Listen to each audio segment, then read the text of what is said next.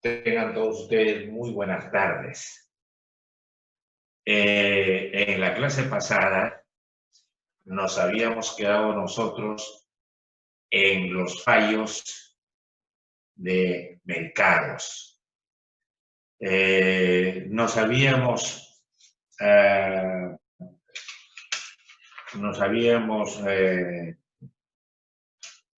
habíamos extendido, digamos, las ofertantes y los demandantes. En toda actividad económica,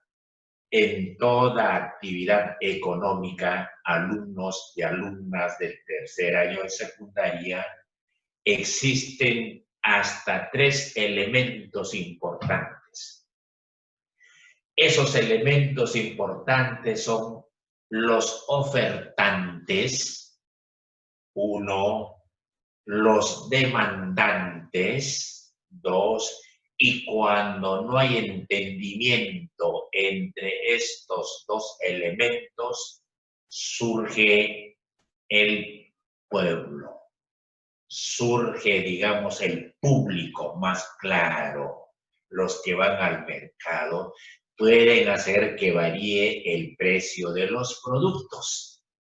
Si no hay entendimiento entre el ofertante o los ofertantes y los demandantes, el público que va al mercado puede hacer que varíe el precio de los productos. Y les voy a poner un ejemplo. Yo, por segunda vez estoy poniendo este ejemplo. Yo hoy día he salido al mercado a comprar un sol de limón. En el mercado vecino, un sol de limón están despachando 6 limones. Y al costadito, el vecino, por un sol, está despachando 10 limones. El profesor, ¿quién es? ¿Dónde ha comprado? En la persona que vende, bueno, el kiosco que están vendiendo 10 limones por un sol, pues, porque eso me conviene. Eso puede hacer que varíe el precio de esos productos. Para la próxima, seguramente el que me vendía 10 limones por un sol va a agarrar, va a tener que rebajar o va a tener que aumentar. De repente no está ganando o está perdiendo, etcétera, etcétera. Y el que está al costadito, 5 o 6 limones por un sol, va a agarrar y va a decir, yo también voy a vender 10 limones por un sol. Hay una especie de competencia también ahí, pero ellos deciden el precio cuando hay enfrentamientos y no hay esa coordinación entre los ofertantes y los demandantes. Eso no solamente ocurre aquí en los mercados, eso ocurre en los mercados regionales, nacionales y en los mercados internacionales.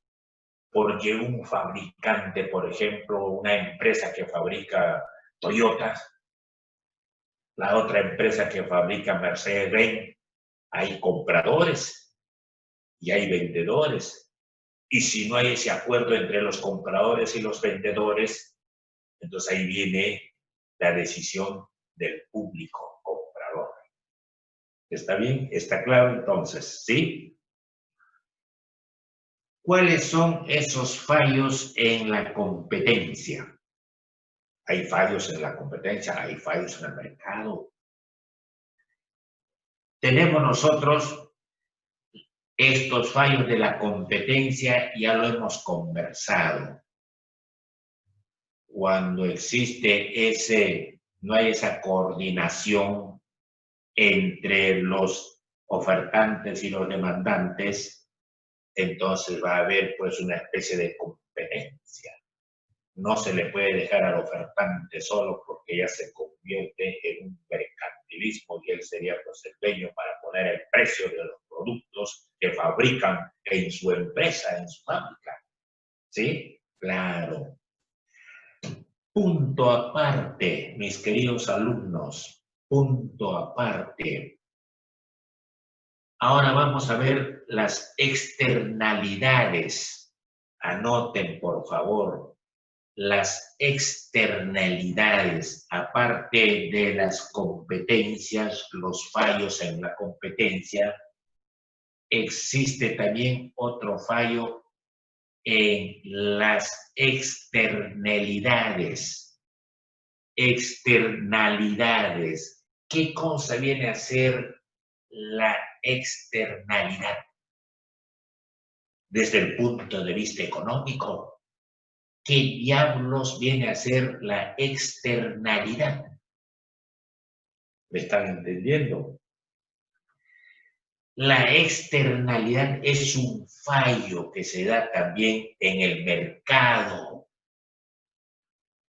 Se producen cuando las acciones de un individuo, las acciones de una persona o las acciones de una empresa o varias empresas afectan indirectamente a otros individuos y o afectan también indirectamente a otras empresas.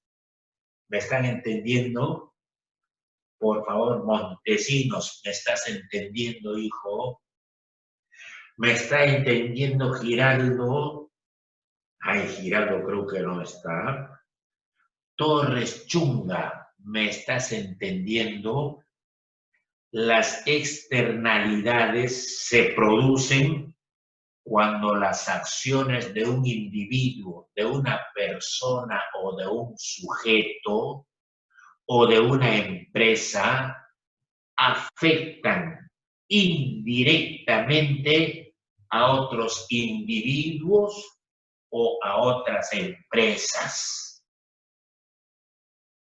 Entonces, las externalidades pueden ser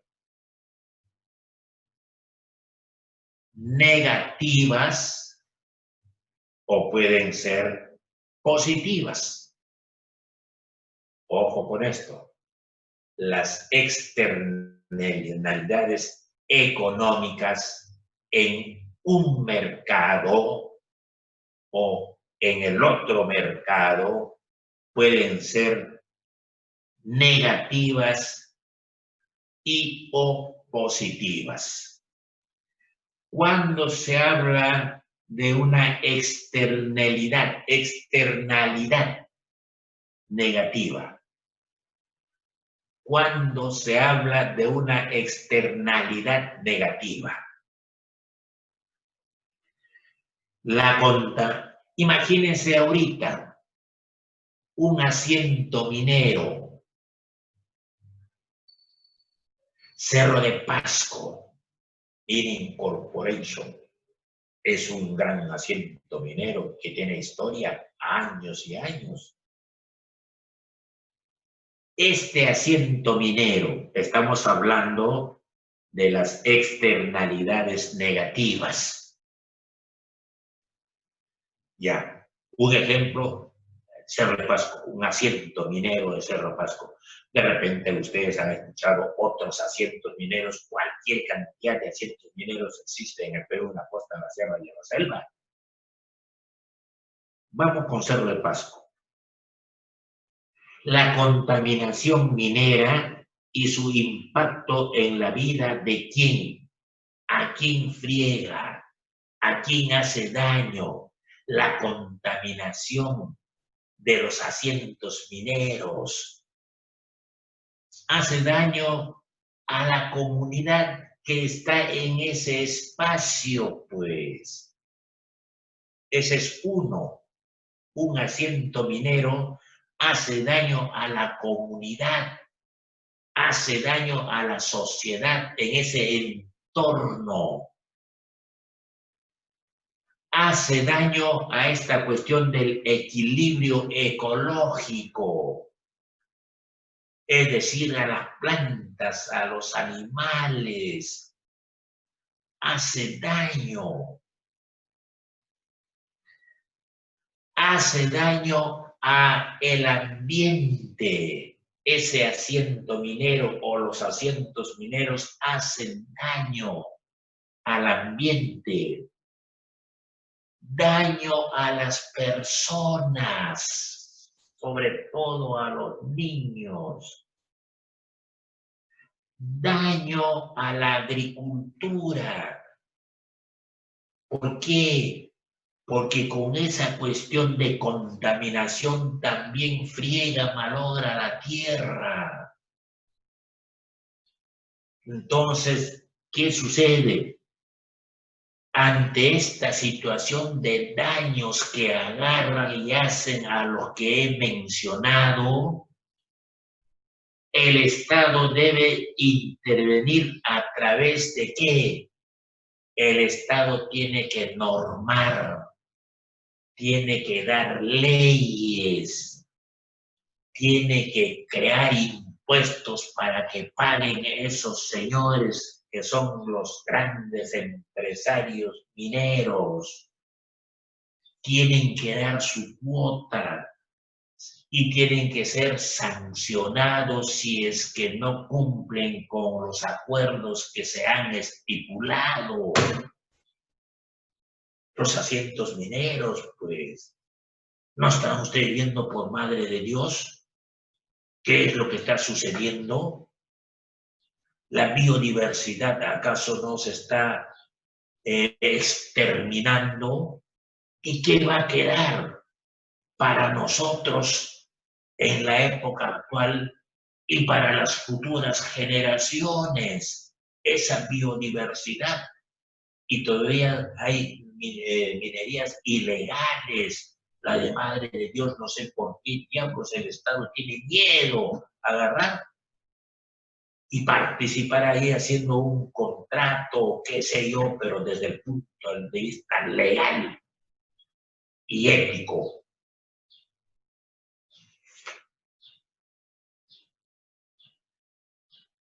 Luego hemos visto nosotros sobre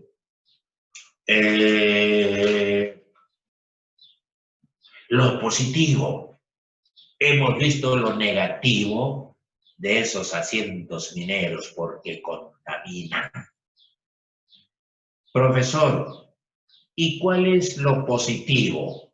Lo positivo está en esto. La acción o actividad de un individuo, cuando la acción o actividad de un individuo o de una empresa reporta un beneficio al resto de los agentes económicos sin que estos le recompensen por dicho efecto beneficioso. Repito, lo positivo, la acción de un individuo, de una persona, reporta un beneficio al resto de los agentes económicos, sin que estos le corresponden por dicho efecto beneficioso. Les voy a poner un ejemplo facilito.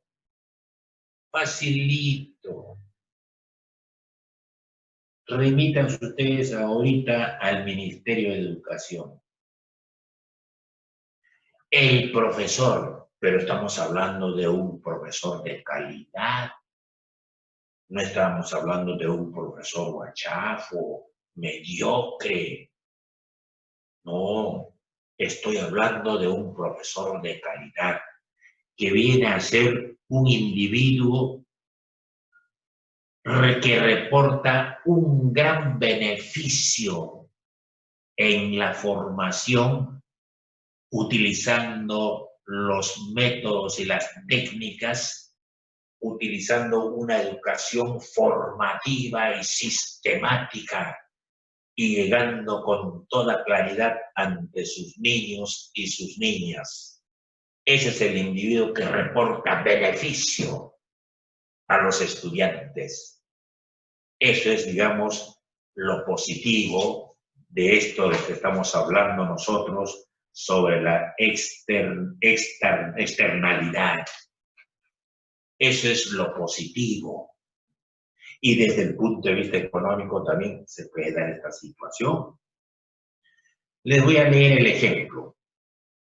Una buena educación, es decir, una educación de calidad, con maestros, con educadores de calidad, con una buena infraestructura, con materiales didácticos y tecnológicos. Una buena educación reporta beneficio para el individuo y para la sociedad. Beneficio, es decir, para nuestros alumnos y para la sociedad. ¿Por qué? Porque el profesor agarra y trabaja para sus alumnos, trabaja para la sociedad y trabaja para el Estado. Beneficio para, en forma personal, beneficio familiar, beneficio en bien de la sociedad y en bien del Estado. Profesor de calidad estoy hablando. Por favor, mis queridos alumnos, un profesor donde agarra y sabe lo que tiene que hacer en su clase, en su hora, no lo improvisa, sino lo prepara.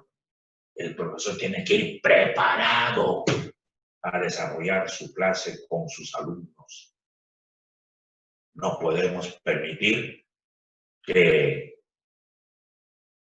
un profesor improvise. Entonces, eso ya no es ya la internalidad positiva, sino sería negativa. La inversión en educación de calidad, el Estado tiene que invertir para que exista una educación de calidad.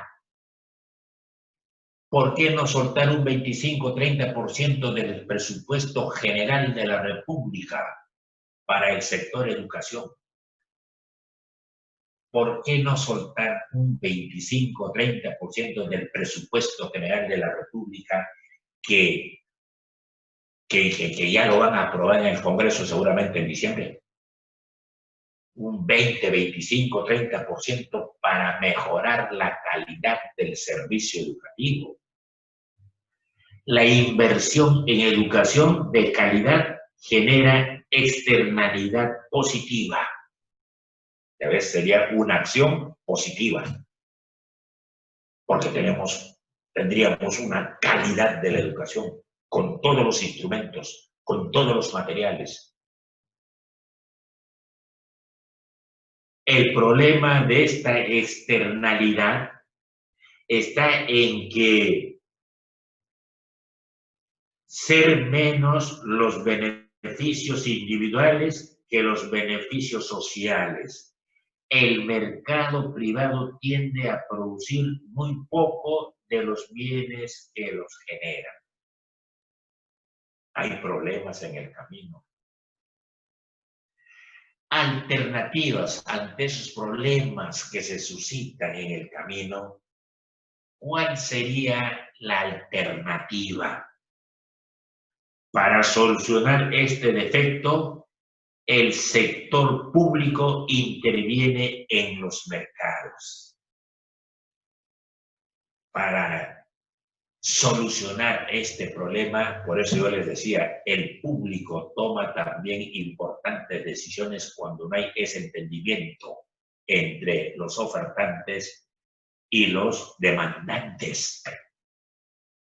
A las finales, los que consumimos somos los que alguna vez tomamos decisiones. Aunque en el liberalismo económico interviene el Estado cuando hay desorden en el precio de los productos de primera necesidad. Eso ya yo les he dicho en la clase pasada.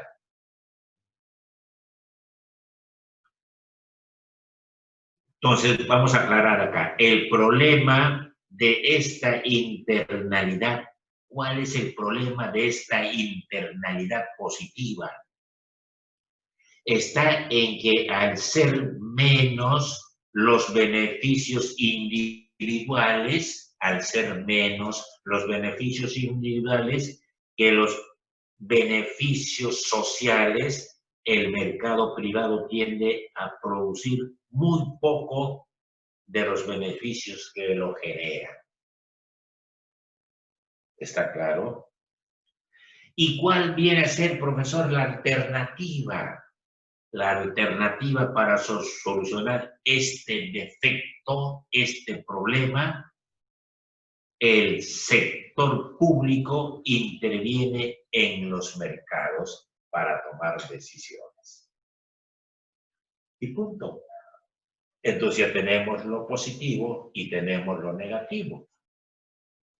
Lo positivo viene a ser una persona que se llama, que tiene la condición de profesor, de maestro, un catedrático de la Universidad X, un profesor, dos profesores o algunos profesores, donde demuestra calidad en el desarrollo de sus temas.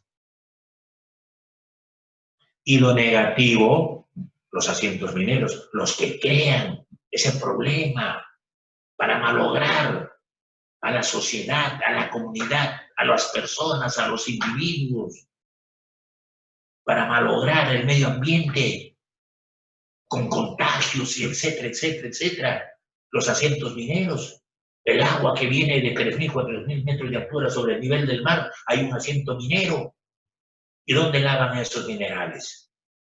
Y tienen que utilizar el agua, y el agua luego va a tener que desembocar en la cuenca hidrográfica del Pacífico, pero ya contaminado. Por eso hay tanques o hay estanques, qué sé yo, para purificar el agua. Por eso no nos atiende con el agua nosotros las 24 horas del día, porque tienen que purificarlo, tienen que desinfectarlo, qué sé yo, porque saben perfectamente de que ese líquido elemental viene pues de dónde. Y en el camino, ¿qué encuentra? ¿Qué arrasa? Animales muertos y están ahí remojados en el río. Animales, hay animales, por supuesto. Punto aparte. La intervención en el sector público. La intervención en el sector público. La política ambiental. ¿Qué medidas se tiene que tomar en la política ambiental? En primer lugar, los umbrales máximos. Los límites máximos, desde el punto A hasta el punto B. Y si es que se pasa de esa línea, tendrá que ser sancionado. 1. La política ambiental. Estamos en la política ambiental. Medidas. ¿Qué medidas tiene esa cuestión de política ambiental? Umbrales máximos. 1. Impuestos unitarios. 2. Licencias de contaminación. 3. ¿En qué consiste cada uno de ellos? Los umbrales máximos. Las empresas, imagínense ustedes una empresa. ¿Ya? ¿Listo? Tan cerca tenemos en Paramonga. La azucarera, Paramonga. Las empresas están autorizadas. O sea, la empresa de Paramonga está autorizada a causar contaminación hasta cierto límite. Son las 24 horas que trabajan allá en Paramonga, sin descanso, las 8 horas. Viene el turno que le corresponde, otras 8 horas. Termina ese grupo, viene el otro grupo. Y las 24 horas están con las maquinarias funcionando. Entonces dice aquí, tiene su umbral máximo esa empresa. Tiene su umbral, su límite máximo para hacer daño, para fregar esa empresa. Las empresas están autorizadas, Paramonga debe estar autorizada, a causar contaminación hasta cierto punto, hasta cierto límite. Estoy hablando claro, mis queridos alumnos y alumnas. Quienes sobrepasan serán sancionados. Quienes sobrepasan ese límite tiene que ser sancionado, pues.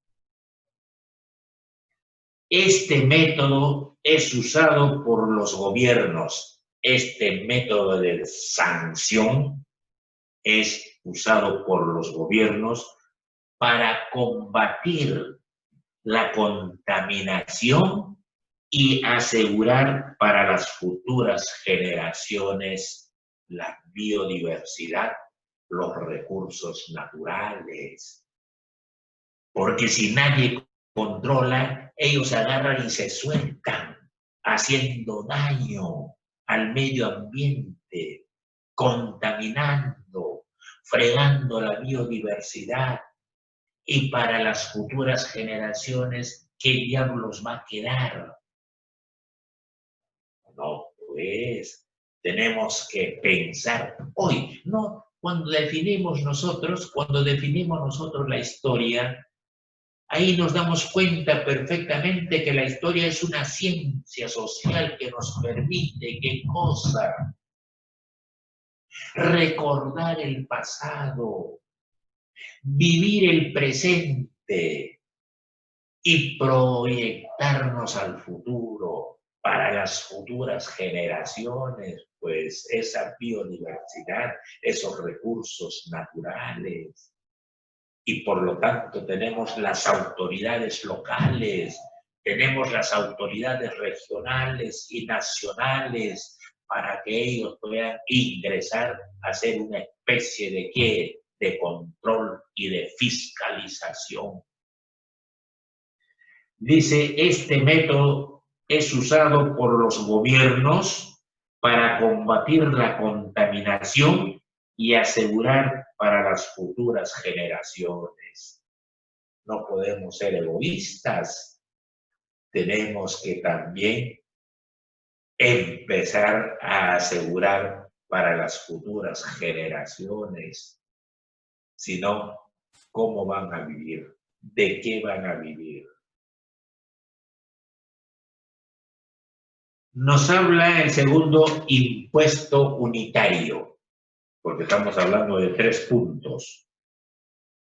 Estamos hablando de los umbrales máximos. Estoy hablando sobre los impuestos unitarios y licencias de contaminación. ¿En qué consiste impuesto unitario? Estamos con las empresas.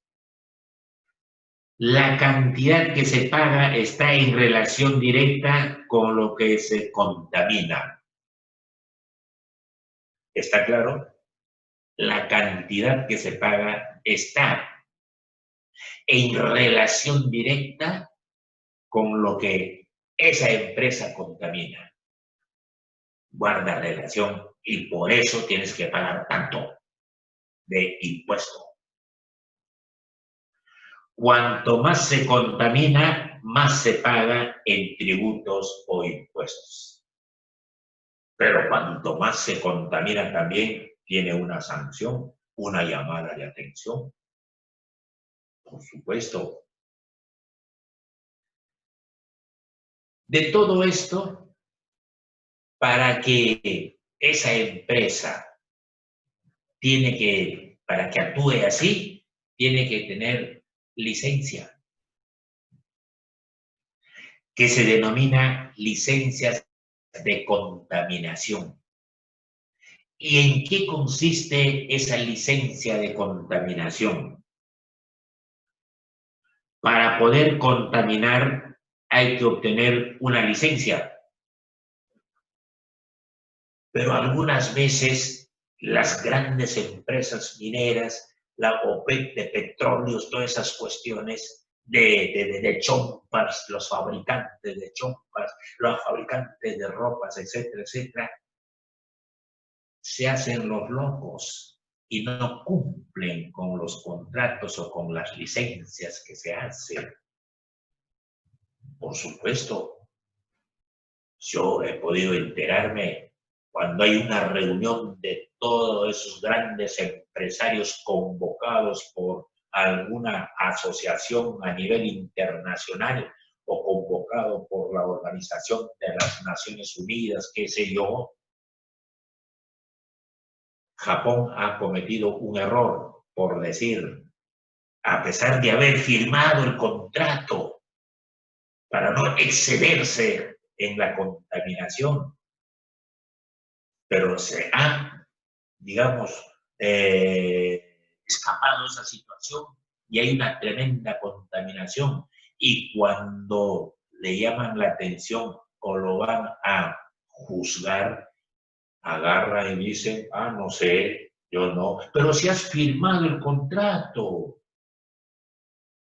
Entonces, ¿por qué niegas? Estás haciendo daño a la humanidad, ya sea una empresa A o una empresa B. Así son los capitalistas. Ellos lo que les interesa es producir más y cuanto más producen, crece su economía, crece su empresa y él también en forma económica va creciendo y se convierten en millonarios.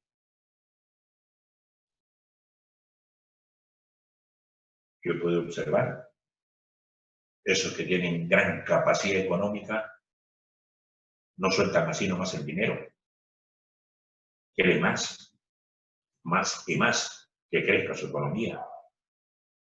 En cambio nosotros, los de la clase media alta y la clase media baja, somos muy diferentes. Somos muy diferentes. Licencia de contaminación, punto número 2. En esta licencia se especifica el límite de emisión, ¿ya ven? Hay algunos capitalistas que tienen sus grandes empresas y se hacen los locos, tienen su límite de emisión de las sustancias contaminantes. Y ellos como si no supieran. Sí, eso sucede. Y el número 3, el periodo de vigencia de la licencia está ahí indicado. El periodo de vigencia de la licencia del 2020 hasta el 2000, etcétera, etcétera, etcétera. 10 años, 15 años, 5 años por decir. Y el espacio, el sitio o el lugar. Y punto. Entonces ya, mis queridos alumnos, sabemos en qué consiste la externalidad. Y en todo este proceso económico que estoy hablando y les estoy a ustedes enseñando, les estoy a ustedes manifestando, en este proceso económico hay agentes del proceso económico. Y estos agentes del proceso económico son los ofertantes, quienes agarran, crean los bienes. Y estos bienes o productos que han creado se han aprovechado de los recursos naturales de un país generalmente subdesarrollado para ser procesados estos recursos naturales y convertirlos en bienes. Esos son pues los ofertantes, los que fabrican.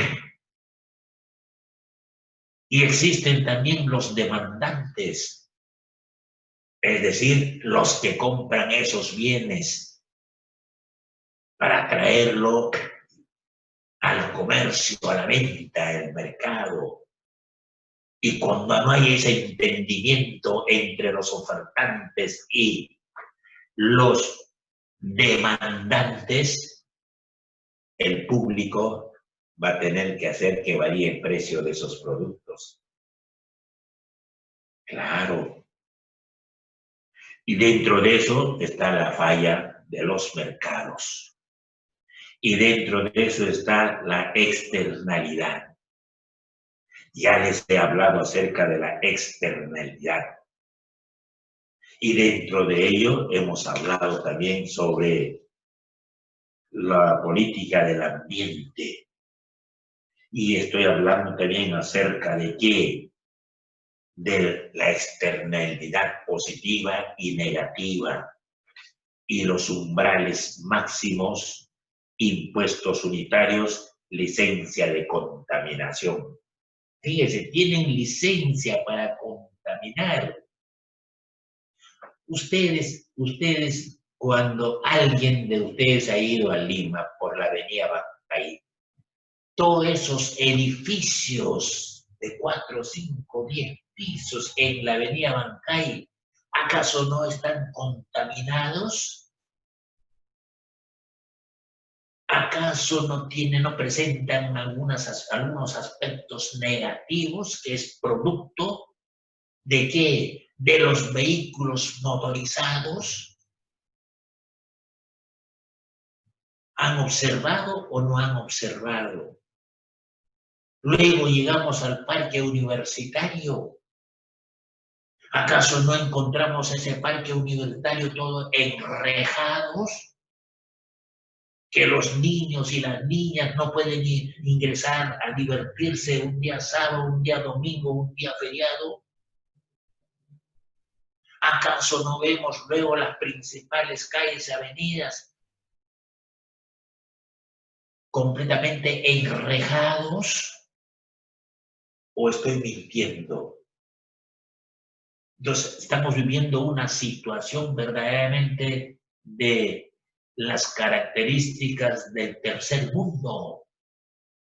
Y que los políticos no nos vengan a engañar, a mentir, diciendo que estamos en vías de desarrollo. No, somos países tercermundistas. Somos países subdesarrollados. Y ahora con esta pandemia la situación está peor. Esto para recuperarse unos 10, 15, 20 años, no sé, pero depende mucho de las autoridades, empezando desde los municipios hasta el poder ejecutivo, y tomar decisiones sin que les tiemble la mano. Ahí nos vamos a quedar, mis queridos alumnos. Primera pregunta, pero desarrollen, por favor. Desarrollen, por favor. Hagan sus actividades, desarrollen sus actividades, hagan sus ejercicios, sus trabajos de investigación. Tienen que tener a su organismo en actividad, porque si no se acostumbra la mente a no recepcionar nada.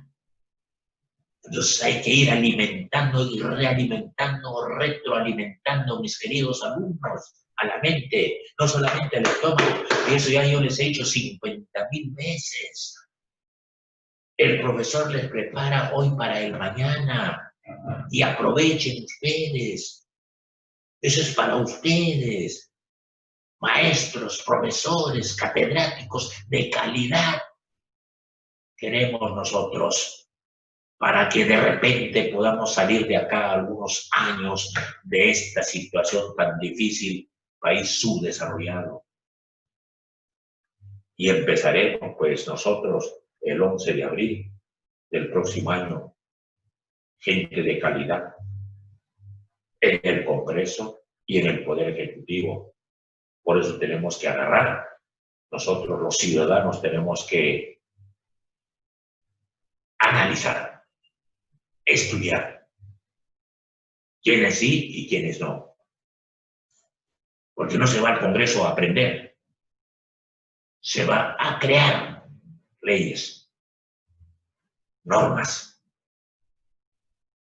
para que no se produzca esta guachafería de agarrar y hacer que reingresen los maestros intitulados desaprobados que no se presentaron al examen. ¿Y ahora qué? Ahora van a tener que discutir nuevamente sobre esa situación en el Pleno del Congreso. Así no es, pues. Así no es. Por eso, cuando uno va a un trabajo ya se va a tomar decisiones. No se va a aprender. Primera pregunta. ¿Me está escuchando Boceta? ¿Me está escuchando Dextre? Iseki. Iseki. Ay, Dios mío. ¿Me está escuchando Rosales? Landa. ¿Sí? Tenemos que prepararnos hoy para el mañana. Yo quiero que mis alumnos sean profesionales de calidad.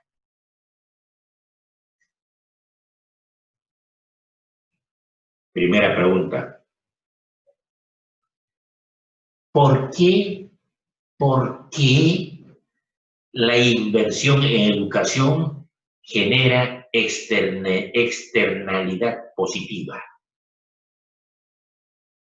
¿Por qué la inversión en educación genera externalidad positiva? Ya yo les he explicado eso. Pregunta número 2. ¿Cuál es el impacto de un monopolio? ¿Cuál es el impacto de un monopolio sobre el precio de mercado? Habrá signo de interrogación. ¿A qué se debe? Estamos hablando del monopolio. Eso ya lo he explicado. Y si no lo has entendido, agarra Santiago. Está bien, claro, está preciso lo que entiendes por monopolio. Bien.